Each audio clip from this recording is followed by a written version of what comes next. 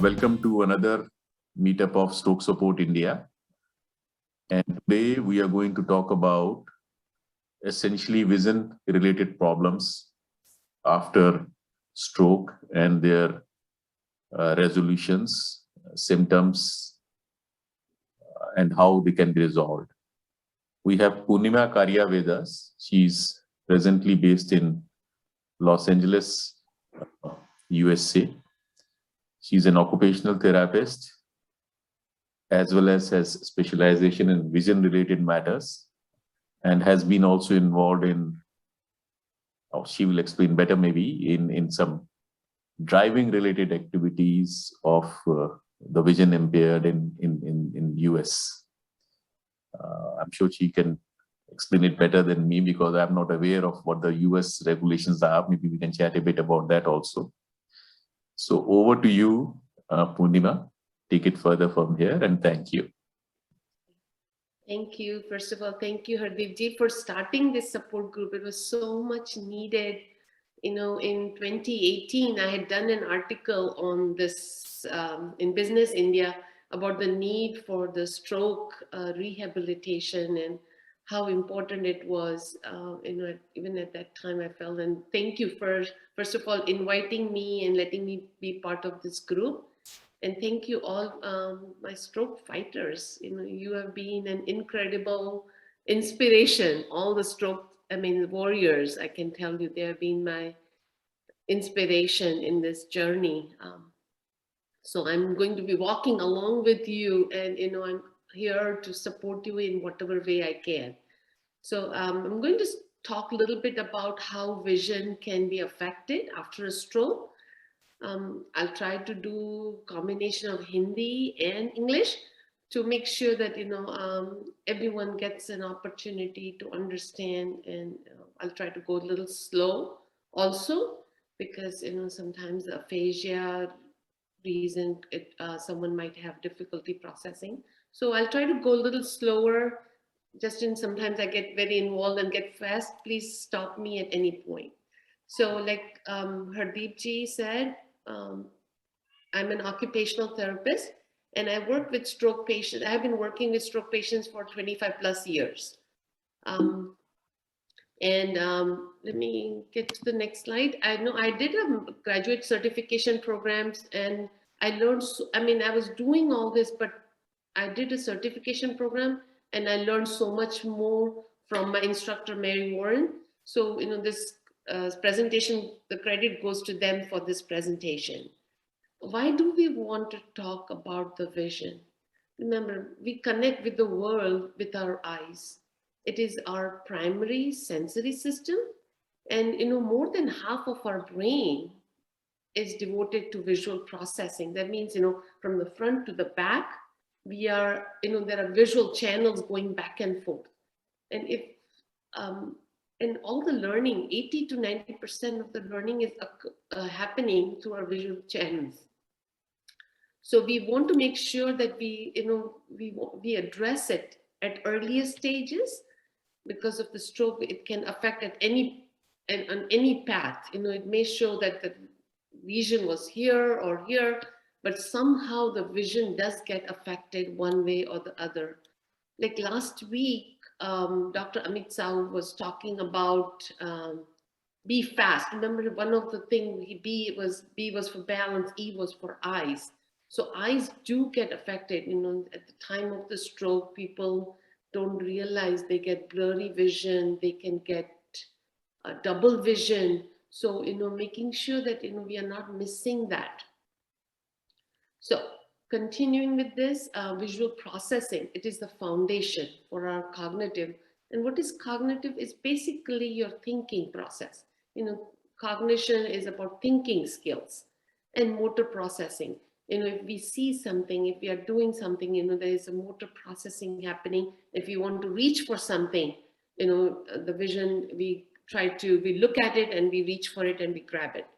And any impairment or any change can change the quality and the amount, the quality and the quantity of the visual input. That means, you know, anywhere the damage happens, things can change how we see and how much we see. So that is what it is. Kitna impairment, kahan stroke hua hai, pata nahi hota hai, but sometimes little bit of vision channels get involved. 60 to 65% of the stroke patients are experiencing changes. Some visual changes are happening. I mean, 60% is quite a bit, and sometimes it may not be even reported. Where there is a very nice article from a Norwegian, they have done authors, and I will share that with you, Hardeep ji.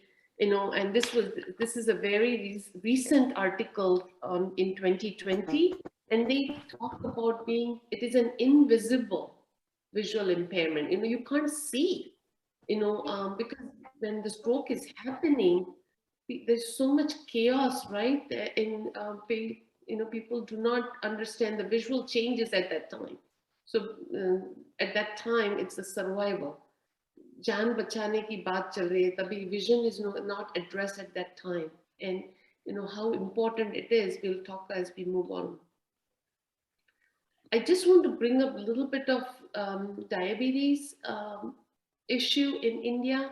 So not just because of the stroke that there's a change in the vision, but think about it that before the stroke, if somebody is diabetic, and India is the capital, and they say India is the capital of diabetes, and then I don't want to go over the statistics, but I'm so worried about this, is that how patients or people are not getting vision checked even before the stroke is happening. So there is a diabetic retinopathy even before the stroke has happened, and people don't know about it. So it's so important that we understand. And there's such a huge number of 100% increase in the past decade that this is information from the Integrated Health and Wellbeing Summit, and it has surpassed the cardiac problems and TB also. So stroke is such a huge issue right now, and as Hardeep ji has started this group, I'm so thankful to him that how many people are being helped by just having this group, and people are sharing these ideas between them. So let's think about what are the components of vision. Visual acuity, that means how clearly one sees. When you go to see an eye doctor, हम जाते हैं जो चश्मे पहनते हैं वो समझ सकेंगे कि doctor says your vision is like 20/40, 20/20, or sometimes patients have 20/200. That means कितना number बड़ा है. अभी तो कितने सारे उपाय हैं कि LASIK से भी you can get it fixed. So some of these acuity issues are only thought about, people see that as the only problem. That means दिखाई नहीं दे रहा है, blurry दिखाई दे रहा है. That is what people think, and that is the acuity part. The second is the contrast sensitivity. I'll talk about it in the next slide. The fields, that means when you're looking straight, how much can you see? And Shailaja will, she mentioned that earlier, the fields, we'll talk about that also. The scanning, that means, how a person can look around. Can I move my eyes to the right? Can I move my eyes to the left, up and down? So that scanning can be affected. Then there is a depth perception. That means, हम लोग when we are going on the steps, या तो curb पे जाते हैं, बहुत बार humps आते हैं, छोटे मोटे ups and downs, we miss it because the depth perception is off. पहले से कोई eye condition है, cataract होता है, glaucoma, macular degeneration, very common in India, and it is being missed at early stages. It's only when the issues get so advanced, that's when people are finding out. And then the visual spatial or perception. What's visual spatial means there's a computer here and I'm sitting here, how far that is. Things outside, and we'll talk more about it as we move on. So contrast is, the ability to detect objects as they decrease in contrast. That means, gray or gray hota hai, ya to black on black hota hai, so it's difficult. So I can give you an example. So if there is, so this is like white and the black is white background and the black object. It's so easy to see. So if there's any issue with changes in the contrast, it's good to have a good contrast. Then visual field is the area that can be seen when you look straight, from how much can you see from the sides. Horizontal is about 180 degrees and, about 130 is vertical. So the change can happen in any field. So we'll talk as we move on. And visual spatial, like I said, is the ability to tell where objects are in space, including your body parts. That means, sometimes that left inattention, like the left side does not feel it is part of your body. And it's that spatial awareness of that left side. And that is very common when someone has experienced a stroke on the right side of the brain. Then that is a left-sided inattention. It's not the visual field issue, it's the inattention. That means, these patients are not including the left side of the body and they're neglecting it. Why do we want to do the screening? Because it will affect their daily activities. We want to make sure that, when a person is coming for a rehab and they're complaining, they may be complaining like, oh, the light bothers me, बहुत bright दिख रहा है, दिखाई नहीं दे रहा है, बिल्कुल झांका बोलते हैं हिंदी में, I'm not sure, blurry vision, how you say it. People may say, oh, double dikh raha hai mujhe, and double may be at the end of the day, it could be in the morning, it can be throughout the day.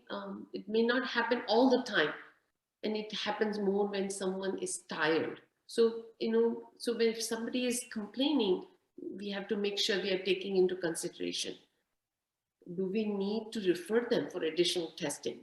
And how, because that will help us with our therapy intervention. So like I was mentioning, when someone comes to the hospital and there's so much chaos going on, at that time, survival is the issue. So, people forget that, if they wear glasses, they brought their glasses with them. Did they have any other condition? Did they have a lazy eye before this? Some people are wearing patches even before that. So in that big picture, the small details are missed. So it's good. So it's, as a therapist, I feel that we all should understand that we have to observe our patient, we have to listen to them, and we have to screen them. So it's just not. So even as as a patient, you can tell your therapist or your doctors that that I'm not able to see clear. I'm not able to focus. When I'm trying to focus, I'm getting headaches. I'm feeling nauseated. ऐसे लगता है कि उल्टी जैसे हो रहा है, घूम रहा है, dizziness हो रही है, and then sometimes there's a jerky eye movement. That means the eye is not stable, and people are the eyes jumping from one. They cannot look straight, and the eye is moving like that. So it's good to understand that if someone has that jerky eye movement, and then there is any sensitivity to light. That means I was saying, remember earlier that patients are going to complain that it's too bright. They're requesting to turn off the lights. And sometimes there's a restriction in the eye movements. The eye is drifted on one side and they cannot bring it in. And they have difficulty with convergence. That means, if I'm holding my thumb out there and I want to bring it close to my nose, can my eyes come in together? And why do we need that? We need it for reading. We need it to read our medications. For many reasons we need to do that. And the processing is slow. What that means is, every time you're asking them to do something, there's a general slowness. So, making sure that we are addressing that at an early stage, because and as we'll see what our observations will show is that their daily activities. I'm an OT, so I'm always going to talk about, things that are very relevant to our patients. Patients will have difficulty seeing food on the left side or the right side, and they will have difficulty finding things. So it's like there's a slowness. What I was talking earlier, processing, is that, if whatever they're looking is, they're trying to find things, and it takes a long time. And you may, as a therapist or a family member, may think, oh, there was a toothbrush is right here, why the person is not able to see it? Well, that it is taking them so much longer to even move their eyes. Then when they're, I recently communicating with one of the patient from India. He had a recent stroke, and all his deficits are vision. But the problem is, when he's able to walk, but when he's walking and moving around, he's just fearful. He's in the initial stage, he was so fearful of taking a step because his vision is not helping him. Though they have the strength, like I said, he has all the control, but he has difficulty just stepping over the curb. He's bumping into things. His balance is affected because of his vision. So his motor problems are not as significant as his visual problems. So we can see that they are bumping on one side while walking, or if they're in a wheelchair and they're trying to move, they're running into the walls, or they're hitting things on the left side or the right side. Now there is a little difference between a visual field deficit, that's sometimes it's also left inattention, and it can be a combination. Like I said earlier, right-sided stroke they have a common issue as the left-sided inattention. It's very common. We see that all the time. And it's good to tease out whether it is a visual field deficit or is it inattention. We don't call it neglect in the early stages. We just say it's a if it's a right-sided or left-sided inattention. An easy way to test it out is, if you have someone, have them draw a clock. This will show you how they draw the clock. That's the easiest test. I know I tell this to all my students or my colleagues, say, if we want to do a quick screen, have them do a clock drawing.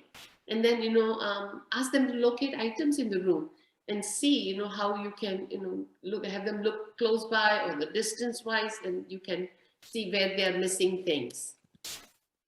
So that is the hemi-inattention we were talking about, and then it can be very mild or it can be very severe. So how can you say it's mild? That in the early stages they may see it, and it may be slow, but they can pick it up and they will learn to turn their head. And they may have a gaze preference. That means they're always looking on the right side, and they will not try to look.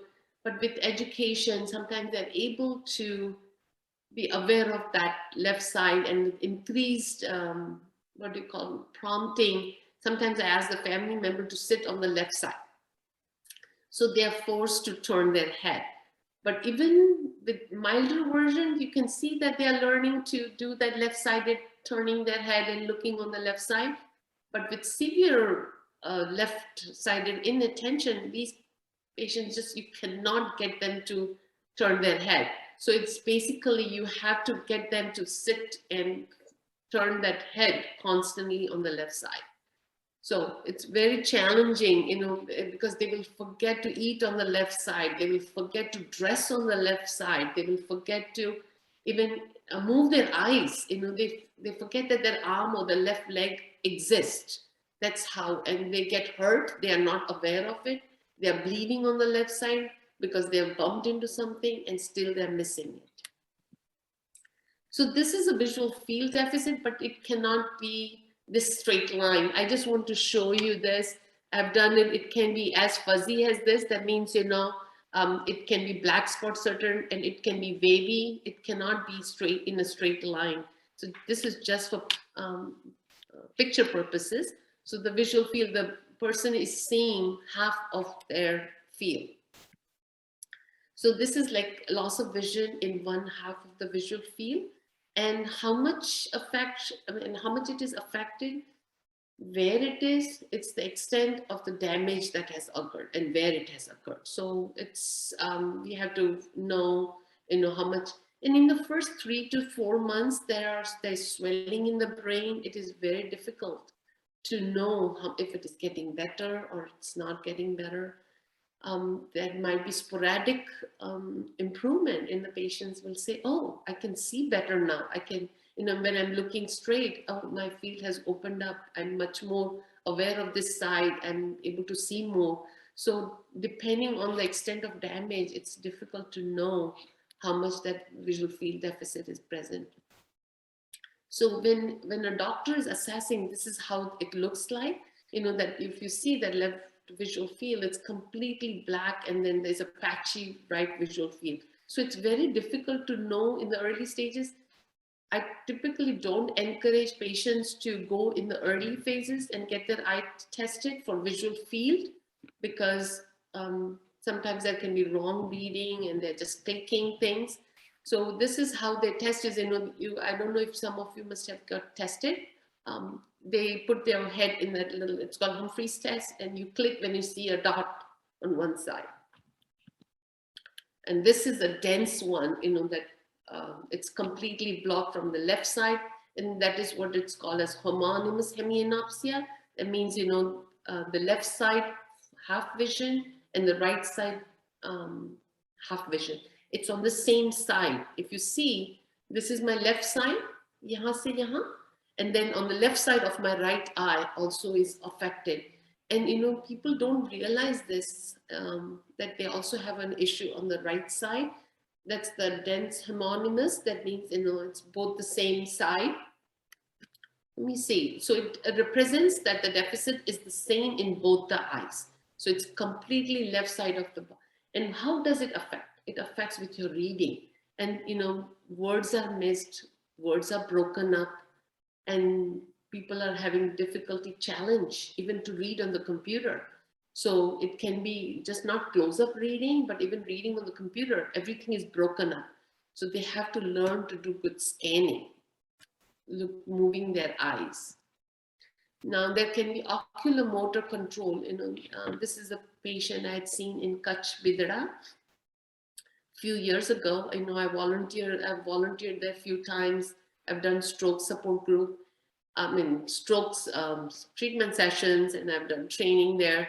So, the one eye, if you see the left eye has drifted on one side, that's the ocular motor. So they are not able to bring their eye in. And that is the alignment of the eye. That means the deviation of the eye at rest. When they're looking straight at you, one eye is drifting into one side. Or sometimes it can be at rest and sometimes with the movement. And then we talked about the near point convergence, and we talked about a little bit, gaze stability. That means, can they fixate their eyes? And the peripheral vision was the confrontation testing. A lot of doctors do that. They're testing you.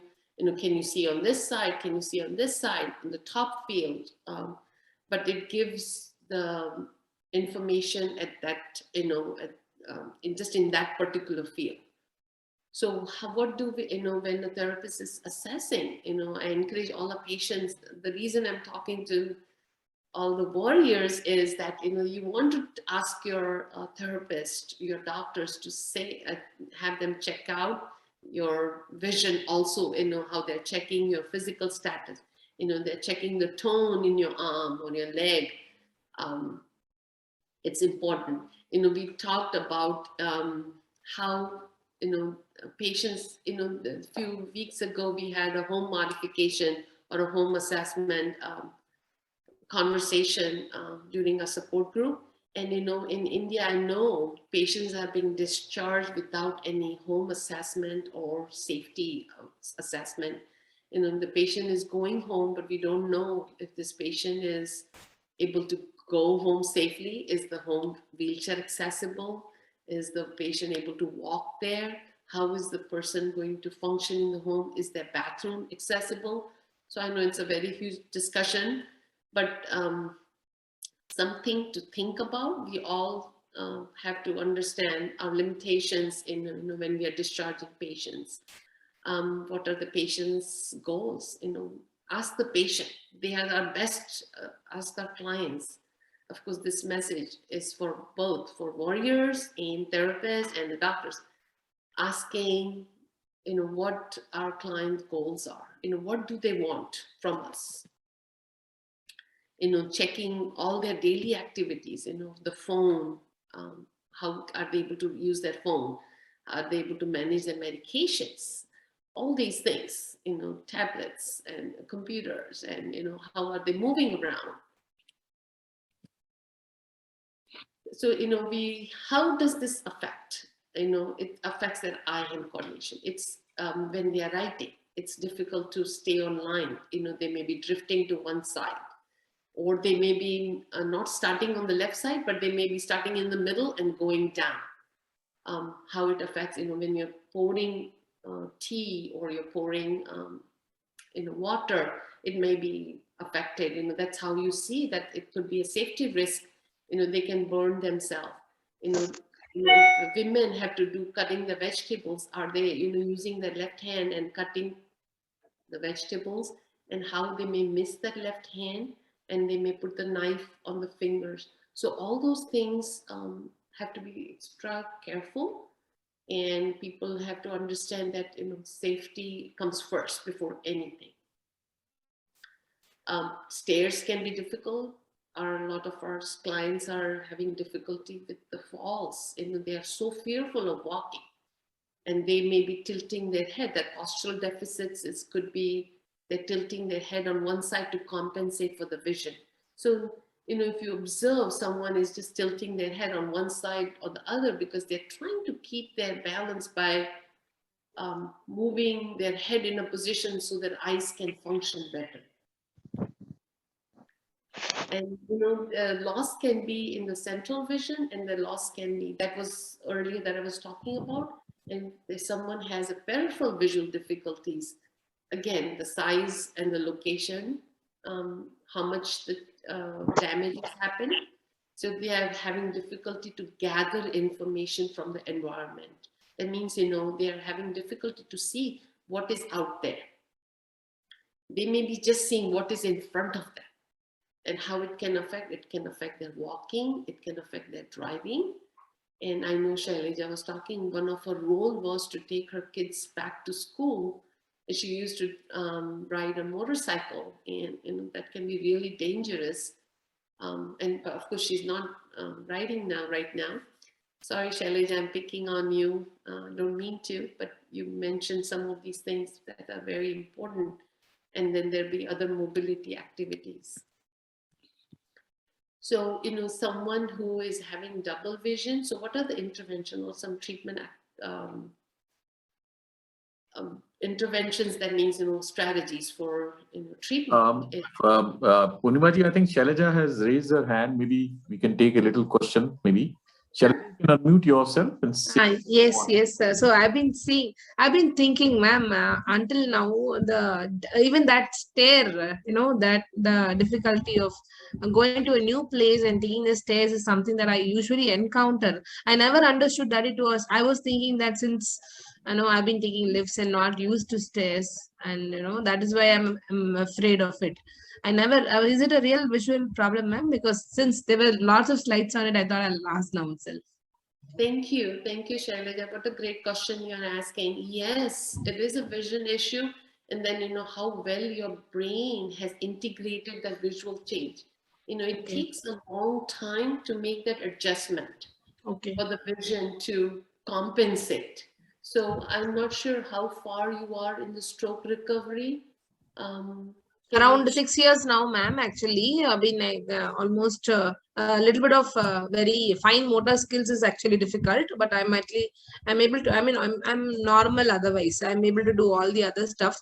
But this, taking a new place or going to a new, in fact, a small 2-step staircase also. Sometimes I feel that I'd be safe to hold something on the sides.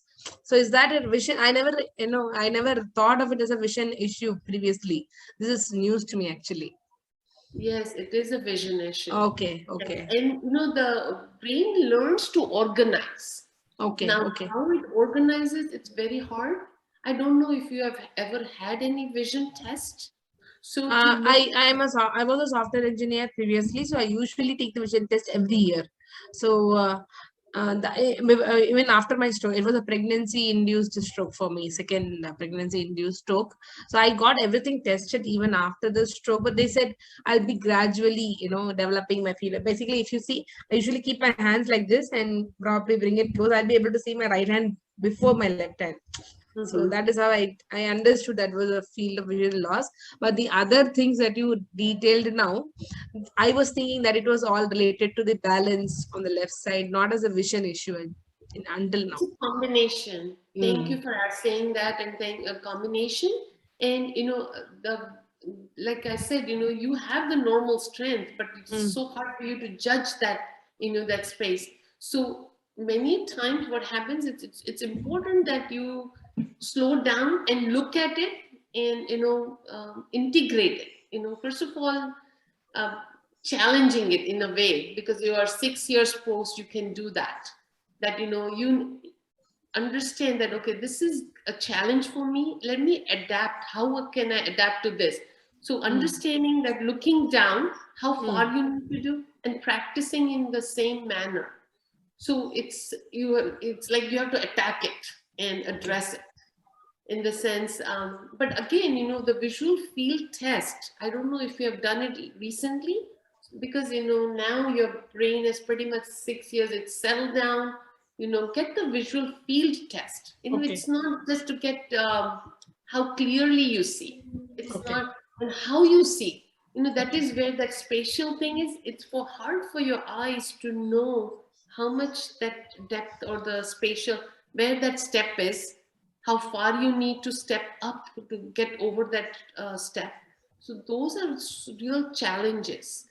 And I'm going to give you one idea of what can help with that is, wherever there are steps, it's good to have good light, in the sense that if there is a motion sensor, like a battery operated, whenever you're stepping, the light comes on. If it is dark, you are more at risk or difficulty. Challenges are more, what do you call, obvious when it is dark. So it's good to have good light. If you have good lighting, you may do better. Okay. So try that and see. But thank you for asking that. Feel free to anyone, if they have questions, to ask me. Thank you, ma'am. Thank you. Yeah, you're welcome. And interventions, people in the olden days used to do patching. When somebody talked about double vision, but not anymore. We don't do patching anymore. We don't close one eye to make, just because the double vision is so bad that patients are constantly complaining of headaches. But now we can just put a little patch in the middle of one eye, and then that can resolve the double vision. But of course, it has to be done with the permission of the neurologist, ophthalmologist, whoever is managing your condition. The best strategy that can work is making the patients aware, or the client. All our warriors need to be aware. There is a change in my vision. I need to accept that fact. And if, unless somebody builds that insight, awareness, or understanding there is a change, then it's very difficult for someone to be independent. It's because sometimes they're just avoidance, neglecting it, not paying attention. Those things are going to be a big challenge, more than the problem itself. Even that could be a change. I can show that, sometimes, let me show you these glasses. It can be just a blurry vision. It doesn't have to be, so it can be, let me put a tape, and the loss can be just in little field like this. It can be just, the loss is only so much, but the changes are so prominent that the patients are having challenge addressing it, and they are not aware that, okay, I cannot see this part and I'm not able to compensate. But unless they understand, yes, I have a change, I have a problem, I have to take care of it and manage it, then it's going to be a great resource for themselves, you know. So making aware, building that awareness of the blind spot in static means, you know, you're sitting and you're not moving, baithe hain, khade hain, you can do. And then dynamic environment, that means you're walking and things are moving around you, like if you're crossing a street. If you are just standing, or you are sitting in the car, but the things are moving around you. So that's all dynamic environment. And then, you know, you have to talk to the patients and the family members. And of course, the care team. Like I said, Shailaja, you know, use of additional lighting is a great resource. Use it, you know, with Apple phone and Android both. They have accessibility features on their phone. I don't know if you have anyone has. So you can go to accessibility features, make big font size. Large print is good for visual changes. You know, we don't want to stress the vision, because when the vision is stressed out, other systems are also stressed out. That means it can affect our thinking skills. Sometimes people think that this person has cognitive issue. That means, you know, they're not remembering, they're not paying attention, they're not following instructions. You know, the therapist sometimes will be talking to the patient, and the challenge might be more of the vision than the cognition. Or that means patients are being labeled having cognitive issues or cognitive problems, or not paying attention, but it could be related to the vision. So screening at the level, and have, you know, you be your advocate. You ask the therapist, you ask the doctor, you be your own advocate, or, you know, the family members have to advocate. Someone has speech problems, then, you know, let the family members share that information, what they're observing at home. So use of good lighting, additional lighting when you're reading, or, you know, making large print for reading. You know, on the if you go on the Apple phone, you know, if you, there's in the settings, I can share that with you. There's a feature, accessibility feature, and you can, I don't know if you can see it. And then there is a display and text size. You can click that, any of you. You can make it bolder, you can make it larger. You can turn on those buttons and make that. And that information is also, I mean, that is also available on the computers. You can do that. You can change the settings and make it larger. At times, you don't want, you know, you're tired, you don't want to read anything. Use text-to-speech feature. That is also available. Those are the modifications. You can use it, and so don't challenge your vision, especially when you're tired. You can work on it, but not when you're fatigued. So, like I said earlier, increasing the awareness of that blind spot is the key to their success. Scanning, you know, you have to learn to look around, you know, at, you know, on my phone, on my computer, and farther out there. So you want to share, I mean, you want to practice that and see where you can see, where you cannot see. You know, work with your caregivers. If you have family caregiver, or a paid caregiver. Usually I don't like family to address too much, because it can strain the relationship between the patient and the family. So I'm a person, I try to avoid doing too much with the family members, you know, have someone else do with you. And then, you know, teaching the clients or my patients, what I do is I teach them to create a mental picture of their environment. Wherever they go, they have to pause for a few seconds, you know, wait a little bit, and then scan, you know, your environment before you go anywhere. So before, like Shailaja was saying, that, you know, the steps you're taking, have a little pause before you take the step, because your vision needs to adjust before you take the step. And see if that helps you.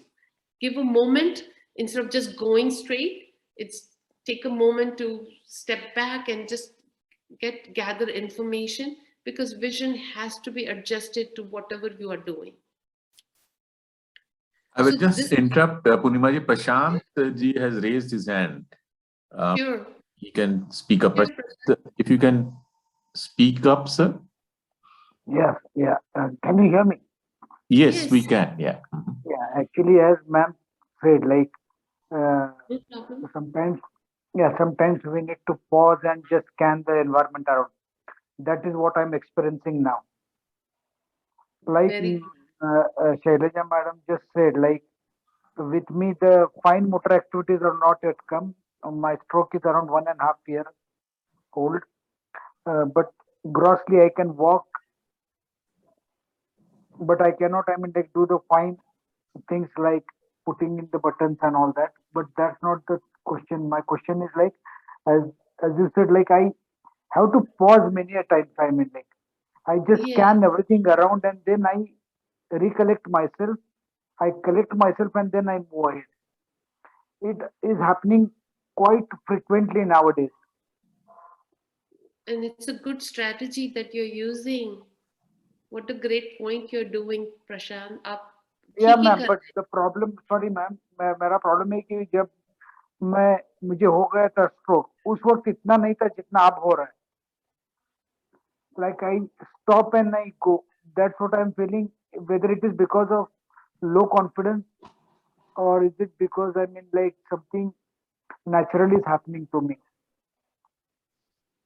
Yeah, there could be a couple of reasons.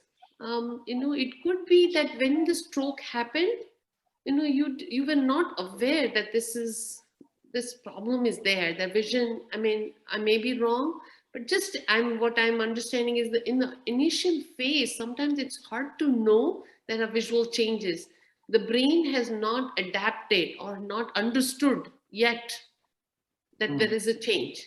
So Okay. the brain takes a little time to reorganize. The neuroplasticity is so you can read about it all the time, and that is the reality, is that neuroplasticity, new connections are happening and the brain is adapting to the new changes. So there is the confidence definitely decreases. I agree with you, Prashant. But you know what, if you have accepted, okay, you know what, I need to pause and look at the environment, otherwise, think about it, your safety wise, when you're moving out, and then you can fall, you can be missing things on the floor or somewhere, and then you can bump into that or you can trip over it. So those are the things that are happening, and personally I feel what you're doing is the right thing. But then that speed can be gained.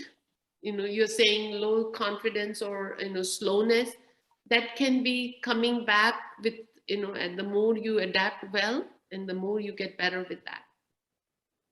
I Thank hope you, ma'am. that answers your question. Yeah, yeah, thank you, ma'am. Thank you. Yes. Anyone else?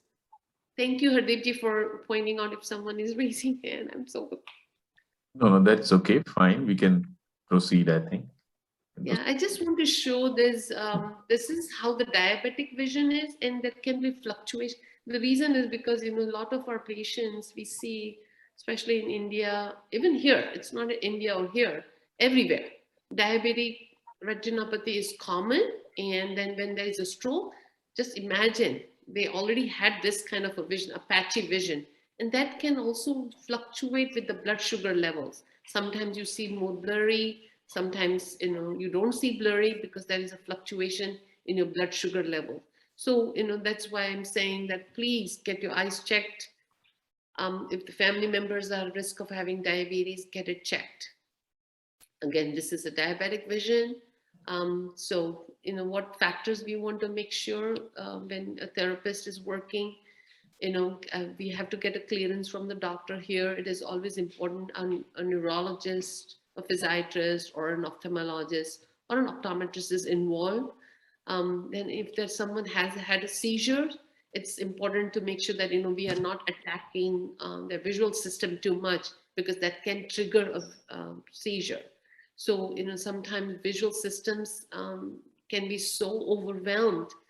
Sometimes even for 30 seconds to 2 minutes of therapy on vision. What is therapy on vision is learning to focus, learning to look around. It might be too much for someone, and then some might be able to handle for 10 minutes. So, if your patients are saying I'm tired, or if the patients themselves or all the warriors, if you're experiencing fatigue, when you're trying to look around, read something, you're working on the computer, respect that fact. And then, think about it as a processing. There is, there's a little pause when you're seeing things and then you're processing it and putting into action. There's a little gap there. So it can be slow, and that's okay. And it's more than a sensory. Think about it as a processing. Education, I've emphasized this long time before, that, increased risk of proliferative diabetic retinopathy, and then macular edema, cataracts can happen, glaucoma, all those things are good to consider when you're addressing the vision. So I think that's pretty much it. Thank you all, thank you for giving me this opportunity. I'm so humbled, and I thank Hardeep for, giving me this opportunity to speak with all of you. No, indeed. Thank you very much, Purnima ji. You are very gracious. It's very kind of you to take the time and address, these issues, which are, as you rightly said, very frequently they are ignored. Firstly, in emergency situation, and later probably confused with other issues, probably not even recognized. They may be confused with, as you said, cognitive issues. Yes. So these are issues that, yes, one has to recognize by asking the right questions firstly, as you rightly pointed out. That is there. I see Shailaja has raised her hand. Shailaja, you can unmute yourself and you can. Yeah, me again. Sorry. One last question, ma'am, actually. So basically, this side, the left side, we have a little bit of numbness on the facial side, right? Facial palsy. So basically that one also sometimes, does it attribute to the vision problem? I feel sometimes I feel only the left eye, the under eye and all is getting strained because of, is it a vision problem or a normal facial palsy issue? Sometimes, yeah, okay, just to give you an overview, this we are wearing mask nowadays, right? Like the mask, so we can see that the mask automatically, because of the drooping, probably is actually coming and hitting the eye sometimes, and the eyelids are not opening much on the left side. So will it is there some physical exercises that we can do to get rid of that? Yeah, what happens sometimes is that the cranial nerve, is involved. That means, the nerve going to the brain is involved, and that can cause that facial, palsy you're talking about, or the droop, and then your vision, because, there are cranial nerves that. So in your reports, if you go back and look at your stroke reports or, MRI reports or whatever, and see if there is any cranial nerve involvement. That could be one of the reasons that, it's still there. And many times it's, there are exercises to do, usually the speech therapists do that, tapping and, smiling and making ah and the ooh. Those are things you can. We say vowels and all those things we say constantly, the vowels A, E, I, O, U and all consistently. But I feel that this side, right, the eyelids are not are a bit droopy because of that, like that issue. And is the visual field lost because of that problem? Is it? No. Will it add to that problem? No, that visual field loss is a separate thing. Then this is the muscles of the ocular motor control that we talk, that the eye can be drooping on one side. And yes, so there's a nerve involvement. That is why that's happening. And that can be addressed, by stretching, like we do arm and leg exercises. You can try, squeezing your eyes and opening wide, and try those things. There's nothing, you're not going to lose anything with that. Okay. Sometimes, one of my colleagues, I have not tried this. She is also a vision specialty in vision. And what she does is she puts there's a tape available, I don't know, for shoulder pain and all, using a tape to pull the eye up and holding it there for a little bit. that also helps with that. So, but I have not tried the tape part. So get an okay from your doctor before you do that. Yeah. Thank you very much, ma'am. And this session was like an eye opener, in fact, to tell. So it was, we really understood a lot of issues can be because of vision, not just because of the balance. Since we were really worried about, what is happening almost 5 years down the line, we're not really improved on the balance side. I think I should get my vision checked then. Definitely. We'll do that. Thank you then. No, thank you for being part of this group, and thank you for opening up and letting me share your experience. The only other thing I would also say, if there is a balance issue, you still want to consider some physical, physical therapist, and see, how much is the motor control issue also. So not ignoring that fact. Vision is one part, but there's also physical component. Like you have fine motor, you said, and maybe one of these days, because I'm an occupational therapist, I work on the hand quite a bit.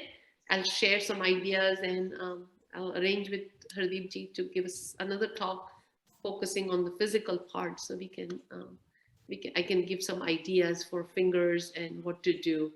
But involving the affected side for everything is a good activity to do. When two sides of the brain are involved, the left hand is going to learn more, when right also is involved. Good, ma'am. I'm actually a Veena player, so it'd be good if you arrange it soon for me. I'm not able to play very fast and also very good if you can arrange it. Yeah. Sure. Yes, sure. We can work on that, and of course, yes, it will be great to hear you play the Veena sometime. Sure, sir. I'll do that once. Yeah. But it'll be a bit slow, not to that extent, a professional extent. As Oh, long that's as you're okay. playing it, you are the winner. Yes. Yes, we all move slow, but there are developments in those also. See, one thing I just wanted to address, Purnima ji, I just wanted to come back to what Prashant was raising, the point that he was trying to make. As I understood, initially he was confident. He was not scanning the environment much. Prashant ji, come in if I have understood you wrongly, but now he is more aware of the environment, perhaps more nervous, and so he's spending more time in scanning the environment. Absolutely, 100%. That is what I feel. Yeah, so I wonder, could it be a result of some experiences also along the way? Maybe you fell down, maybe subconsciously, or maybe you stumbled, maybe you realized that the field is not as it used to be. So somewhere the brain has, as Purnima ji is saying, has also learned to adapt to play it safer. Did something like, do you sense something like that has happened? No, I never ever tripped down. But one thing, like now when I'm walking, and I feel like I need to walk with my proper gait, which I try to do. Though I know it is not possible, but I try, and that is the reason why probably I'm scanning everywhere. I'm scanning. I mean, like whatever is in 10 feet of distance, and I try to walk with a gait, though it is not possible for me. So that is the reason why I must be doing it. But I every now and then try and stop. Not try, but I stop. I scan and then I move. I stop. I scan, then I move. And earlier you were not doing that, but then Not at all. you are also, as you said, you are also focusing on your gait also. So Probably I monitoring feel that like also, trying to correct that yeah, also in the yeah. in the interval that you are. Actually, to be honest, I'm like my circumduction has reduced, which earlier was very huge. Hmm. That circumduction has reduced. And I feel like if I try to walk with the gait what I was having, one or other day I'm just keep praying ki one or other day I will walk normally. And that in that regard probably I'm trying to walk with that gait which earlier I was walking like. Though it is not at all come, I'm like I cannot simply say that I'm trying to walk, but I just feel like that positive stroke is there with me. Like one day I will get up and walk as if I was walking earlier. Yeah, so that could be a reason of, because you are deliberately now adjusting or trying to adjust your Mm. gait, which perhaps you were not doing earlier. Earlier you Right. were focusing more on walking per se. Now you're focused on Right. walking more properly in your, perception, perhaps. Right. Could be the reason. Right. Yeah, Maji, other thing that I wanted to check with you, we did talk a lot about, the symptoms, the identification. What are the means of rectification? Suppose I have, for example, a vision deficit on my, let's say, left side. Is it then mainly a question of adaptation, or are there any, some special glasses or some cures, some exercises that one can do? We can. Thank you. Thank you for asking that, Hardiji. Compensation or adaptation is the key, and being aware, bringing that self-awareness is the key to the success of our clients or our patients. Now there are prisms available, but a lot of research shows that it's very difficult to get used to the prisms, and how much it helps is not that documented well. So good scanning, looking around more. And going back to Prashant, what he was saying is that now he's focusing on his walking and also the quality of his walking, and then on his vision also, and how he has reduced his circumference. So his focus is divided. Think about that multitasking, which is a challenge, especially when you are visually compromised. Then multitasking becomes a challenge. That's why that could be one of the reasons, Prashant, that you have to stop. Now being able to gain confidence with doing good scanning before you get there. That means I know I'm going to go there, so going one step ahead of looking around more and more. That scanning is the answer. Good scanning, awareness of that visual field loss is the answer. There's no exercises, but people can do exercises using like letter cancellation, and that we give people those exercises on the paper that is for the near vision, that they're not missing anything. I can send some of these samples so people can download and use it. The other thing is, we have these big machines also, but many times I ask the family members or the caregivers typically that you use a flashlight.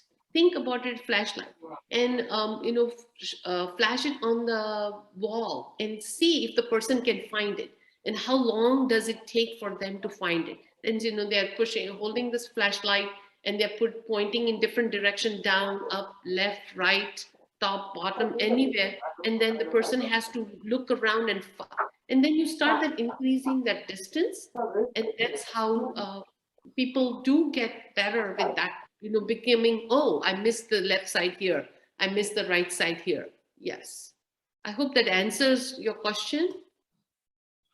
Yes, so it's more, as you were saying, it's more of adapting, and as I understand, maybe more of exercising also by means of, for example, the flash, the flashlight on the wall, and maybe the brain is adapting, adjusting to the motion of the flash with time.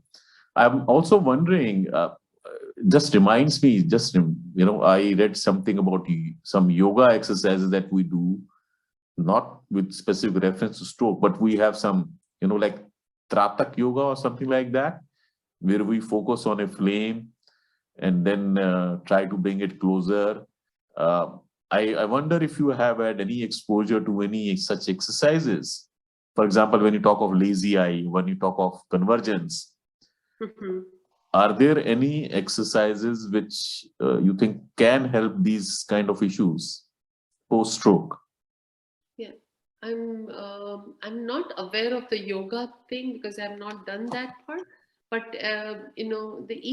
let's say if you have problems with the movement of the eyes, the ocular motor that we were talking about, your thumb is always with you. You can use Correct. a pen. You can use any object to, bring it. Or sometimes, let's say the pen tip is very small. Sometimes, you can put like an ice cream can, stick with a table tennis ka ball hota hai na, uska hold karke, you can put it on the top and then bring it here, bring it close to your nose, and then you can start reducing the size of that ball. And then you can use the tip of the pen to bring close to your nose and then out there. So then you're doing some ocular motor, or bringing your eyes together towards your nose and then away from you. So those are things you can do. But many times I just tell people, your thumb is always with you. If every time there's an advertisement on the TV, make a point to get up and do that exercise or the stretching, or it's like a stretching for the eye muscles, and that sometimes can get better, and it usually gets better with the movement of the eyes. Another thing we also do in the clinic here is, let's say if there's a hallway, we put sticky notes with all the numbers, alternating letters or numbers or words you can do, and then have the person walk, or even if they're in the wheelchair, they're having them go, and they have to find those numbers, what those numbers were. So putting sticky notes on the side of the wall and then having them find those. Let's say if somebody has left inattention, someone has left-sided neglect, not neglect in the early stage, but inattention or a visual field deficits, then you can force them to just look on the left side and have them find those numbers or alphabets, and they have to collect those sticky notes and then looking around both ways. So they can that is another way that we do work here in the clinic. So But, it does in your experience, it does help even the stroke patients when they do this kind of thumb kind of exercises or the pen kind of exercise that you talked about. Yes. It does definitely. help them. Yeah. Yes. Okay, great. Fine. I think we are well past 10 p.m. Anyone else has any questions at this stage? You raised you have got me interested on those hands movement, Purnima ji. That is something that I will I will catch you up on, because that is something that we are working on. Repeatedly those issues do come up in the group also. The final. Yeah, please do, because that is Yes. where I'm like everybody is stuck, like, sir. Right. Yes, that is something as much as possible. That is something that we will work on. It is there somewhere in my mind also, and of course, as Prashantji says, it repeatedly comes up in our group discussions also. Yeah. Thank you very Maybe much. I can even Yes. show you with the table tennis ball, the ping pong ball. I'll show how it is stuck and how people can work on it. I'll share that picture with you. So Yes, please. Yes, and please. I will share how in the clinic we have the sticky notes on our walls. I can share those pictures and bring it into our group so people can. Yes, for sure. Yes, yes. All inputs, whatever inputs you can share, that will be helpful. And you also talked about some Norwegian article that you mentioned. Yes, yes. Beautiful article, how it's an invisible impairment. I mean, someone who has vision issues, people can't see it. The person who is experiencing, that's the person who's, and you'll say, why, oh my gosh, why is this person so slow? Or why is he not doing this? But there's so many challenges with the vision. True, true. Fine. I think we can close the meeting now. So thank you very much, Purnima ji, for all your efforts. Always a pleasure to have you on the group as well as on these meetings. You are so graceful and thank you all. Thank you for being here.